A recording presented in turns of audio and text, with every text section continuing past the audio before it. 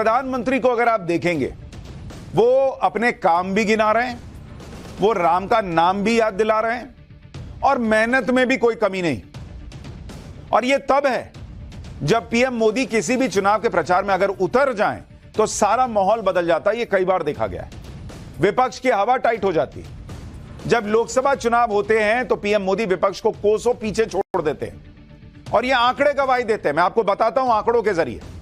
2014 में बीजेपी ने नरेंद्र मोदी को पीएम कैंडिडेट बनाया तो बीजेपी के वोट बढ़कर 17 करोड़ 20 लाख हो गए, जबकि 2009 लोकसभा चुनाव में जब नरेंद्र मोदी पीएम कैंडिडेट नहीं थे, उस चुनाव में बीजेपी को मात्र 7 करोड़ 90 लाख वोट मिले थे। यानी नरेंद्र मोदी को चेहरा बनाने पर बीजेपी को 2009 की तुलना में 9 करोड़ 30 लाख वोट का फायदा हुआ।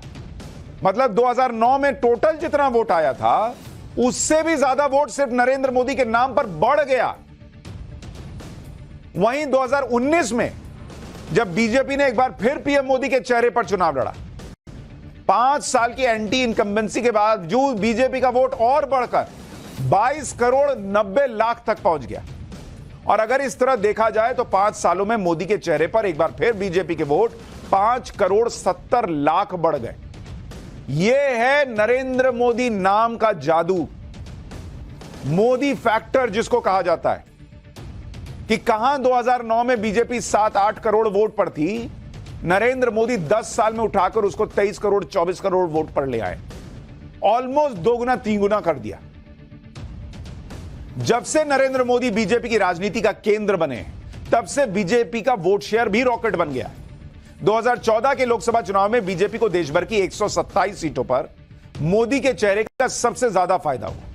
देश भर में नरेंद्र मोदी के चेहरे की वजह से 127 सीटें ऐसी थी जहां बीजेपी का वोट शेयर 20% से भी ज्यादा बढ़ गया। बाकी जगह तो बढ़ा ही, लेकिन ये 127 सीटें ऐसी थी जहां 20% का जंप आया सिर्फ नरेंद्र मोदी के चेहरे पर। और चुनाव में बहुत 2% 3% वोट पड़ना बड़ी बात होती है, 20% का जंप। गौर करने वाली बात यह है कि साल 2009 में बीजेपी ने इन 127 सीटों में से केवल 5 सीटें जीती थी, जबकि 2014 में नरेंद्र मोदी को पीएम कैंडिडेट बनाने के बाद बीजेपी को इन 127 सीटों में से 104 पर जीत मिली। 5 जीते थे, 104 पे पहुंच गए, 99 सीट का इजाफा हो गया। लोकसभा चुनाव में मोदी फैक्टर कितना बड़ा होता है, इसको आप राज्यों के विधानसभा चुनाव में बीजेपी को मिले वोट शेयर से भी समझ सकते हैं। आंकड़ों को अगर देखा जाए, राज्यों में जब विधानसभा चुनाव होते हैं तो बीजेपी को लोकसभा चुनाव के मुकाबले कम वोट मिलते हैं, लेकिन जैसे ही लोकसभा चुनाव आता है, पब्लिक को समझ में आता है कि यह तो मोदी के नाम पे वोट करना है, तो राज्यों में जिस बीजेपी को कम वोट पड़ा होता है, वो भी मोदी फैक्टर की वजह से वहां बम्पर जंप दिखता है। जैसे मैं आपको उदाहरण दिखाता हूं, आप देखिए क्या स्थिति रही इन राज्यों में जहां पर 2019 का आपको आंकड़ा बता रहा हूं। 2019 के चुनाव, लोकसभा चुनाव में अगर आप विधानसभा की तुलना में देखें, विधानसभा की तुलना में कितना वोट कहां पर बढ़ा, अब आप इसको देखिए। जैसे हरियाणा में जब 2019 का चुनाव हुआ, लोकसभा का चुनाव, तो जितना विधानसभा में वोट बीजेपी को आया था उससे 21.7% ये प्लस हो गया। समझ रहे हैं? मोदी के नाम पे 22% वोट बढ़ गया, जितना हरियाणा विधानसभा में बीजेपी को वोट पड़ा था उससे। हिमाचल में देखिए, हिमाचल में बीजेपी को जितना वोट आया था उसमें 20% वोट बढ़ गया सिर्फ नरेंद्र मोदी के नाम पर 2019 के लोकसभा चुनाव। राजस्थान, यहां पर भी 20% से ज्यादा का जंप आ गया नरेंद्र मोदी के नाम पर। छत्तीसगढ़, नरेंद्र मोदी का नाम, 5 साल की एंटी इनकम्बेंसी बावजूद यहां पर 18.5% का जंप आ गया, क्योंकि लोग नरेंद्र मोदी के नाम पे वोट डाल रहे थे। दिल्ली, जहां पर अरविंद केजरीवाल की पार्टी को भर भर के वोट आ रहे थे, बावजूद इसके जब नरेंद्र मोदी का नाम आया तो 18.3% बीजेपी का वोट बढ़ गया। एमपी, यहां पर 17.5% वोट बढ़ गया बीजेपी का नरेंद्र मोदी के नाम पर। कर्नाटक विधानसभा में जितना वोट बीजेपी को आया था उसमें भी 15.5% वोट बढ़ गया। किसके नाम पर? सिर्फ मोदी के नाम पर। यह एक नाम का जादू है और आप इसको नकार नहीं सकते। आप आंखें बंद कर लीजिए, उससे कोई फर्क नहीं पड़ेगा। और ये किसी के कहने, किसी चैनल पे कुछ दिखा देने, किसी के कुछ कह देने से नहीं होता है। और नरेंद्र मोदी से लोगों का कनेक्ट है, इसलिए इतना भर भर के वोट पड़ता है। जब इस तरह के आंकड़े हों तो फिर नरेंद्र मोदी से टक्कर लेना किसी के लिए आसान नहीं है। यह बात विपक्ष भी समझता है, इसलिए उनकी गाड़ी आगे नहीं बढ़ पा रही। आज कांग्रेस ने अपनी गाड़ी थोड़ी आगे बढ़ाने की कोशिश की, अपना घोषणा पत्र जारी कर दिया।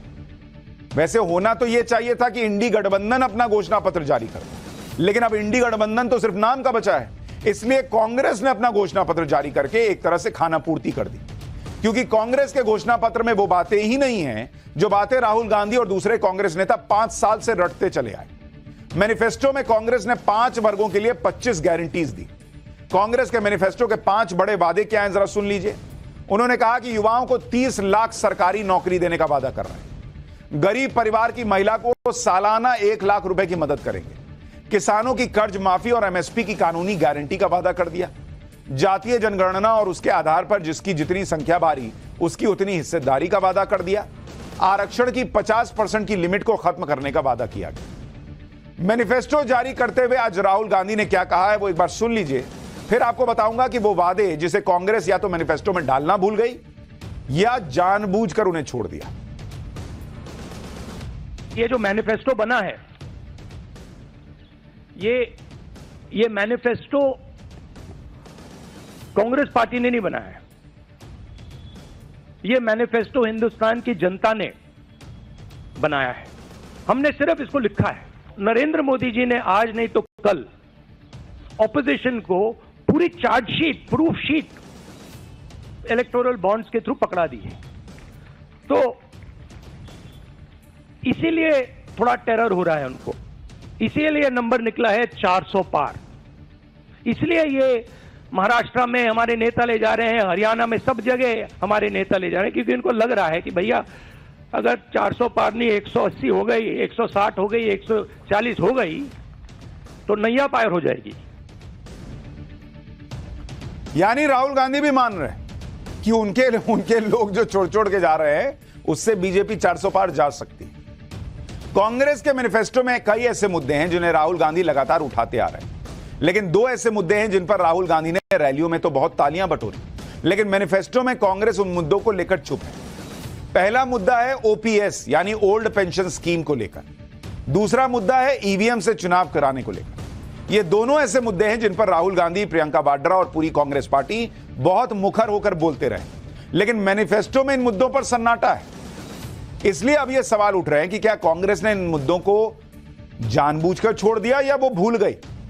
क्योंकि जैसे आप ओपीएस का मुद्दा देखिए, यह वो मुद्दा है जिसके दम पर कांग्रेस पार्टी ने हिमाचल में चुनाव जीता। खुद कांग्रेस ने जीत का क्रेडिट इस मुद्दे को दिया था। इसी जीत से उत्साहित होकर कांग्रेस ने राजस्थान, छत्तीसगढ़ जैसे राज्यों के विधानसभा चुनाव में भी ओपीएस का वादा किया, इसके लिए नोटिफिकेशन तक जारी कर दिया था। एमपी में भी कांग्रेस ने जनता से ओल्ड पेंशन स्कीम लाने का वादा किया था। अब आप खुद सुनिए, ओल्ड पेंशन स्कीम लागू न करने को लेकर कैसे प्रियंका वाड्रा साल 2022 में मोदी सरकार पर सवाल उठा रही थी। इसके बाद आपको बताऊंगा आज कांग्रेस ने ओपीएस पर क्या सफाई दी।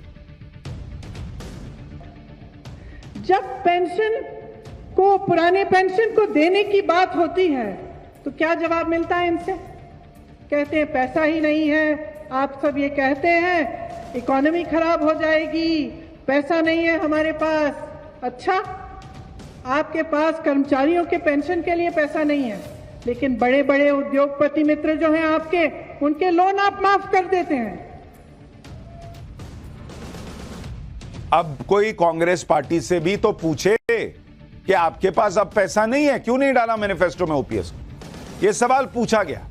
जिस ओपीएस के मुद्दे को कांग्रेस मास्टर स्ट्रोक मान रही थी, उसी पर वो घोषणा पत्र में चुप क्यों है। इसकी एक वजह यह भी हो सकती है कि ओपीएस को लेकर बहुत सी रिपोर्ट यह बता चुकी है कि इसे लागू करने में भयंकर खर्च है, इसे लागू करना आसान नहीं है। इसलिए हो सकता है कि कांग्रेस उस मुद्दे से कन्नी काट रही। हालांकि घोषणा पत्र में ओपीएस का जिक्र न होने से सबको हैरानी तो हुई। इस पर सवाल उठे तो कांग्रेस ने कहा कि ओपीएस को भूले नहीं है। कांग्रेस के बड़े नेता पी चिदम्बरम ने क्या सफाई दी है, जरा वो भी सुन लीजिए। It's not missing as such. It's very much on our minds. But please remember the developments that have taken place in the last 4 months. The government has appointed a committee headed by the Finance Secretary to review the NPS and the demand for OPS and to find a way. It would be premature to take a stand on the OPS-NPS controversy.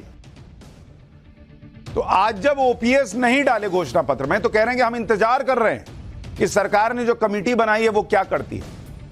इसका मतलब आप confident नहीं है कि आप सत्ता में आएंगे, क्योंकि अगर आप सत्ता में आने का को लेकर कॉन्फिडेंट है तो सीधा लिखिए कि हम ओपीएस लाएंगे। कमेटी कुछ भी बोले हमको फर्क नहीं पड़ता, हम तो ओपीएस लाएंगे। अगर ओपीएस ठीक है देश के लिए, आप माने बैठे हैं, हिमाचल, राजस्थान, छत्तीसगढ़ में लाने की बातें कर रहे थे, हिमाचल में ले आए, तो देश में लागू कीजिए। फिर मोदी सरकार में बनी कमेटी क्या करती है इससे आपका क्या लेना देना। लेकिन जब जवाब नहीं है तो बोल दिए कि हाँ मोदी जी कुछ कर रहे हैं, हम देखते हैं क्या कर रहे हैं। इसी तरह हो सकता है कि कांग्रेस को ईवीएम का मुद्दा भी उल्टा पड़ता दिख रहा है, इसलिए कांग्रेस ने घोषणा पत्र में ईवीएम को नकारने की बात नहीं की। कांग्रेस ने घोषणा पत्र में ईवीएम से ही चुनाव कराने की बात कही। घोषणा पत्र में बैलेट पेपर का भी जिक्र किया। कांग्रेस ने ईवीएम और बैलेट पेपर की पारदर्शिता के लिए कानून में संशोधन का वादा किया। पार्टी ने घोषणा पत्र में कहा कि मतदान ईवीएम से होगा, लेकिन इलेक्ट्रॉनिक वोट का मिलान वीवीपैट स्लिप से किया जाएगा। यानी कांग्रेस ने ईवीएम को तो खारिज नहीं किया, लेकिन यह बात इसलिए हैरान करती है क्योंकि राहुल गांधी लगातार ईवीएम के खिलाफ बोल रहे हैं। हाल ही में राहुल गांधी ने कहा था कि बीजेपी 400 सीट की बात कर रही है, लेकिन बिना ईवीएम, बिना मैच फिक्सिंग के 180 सीट नहीं आई।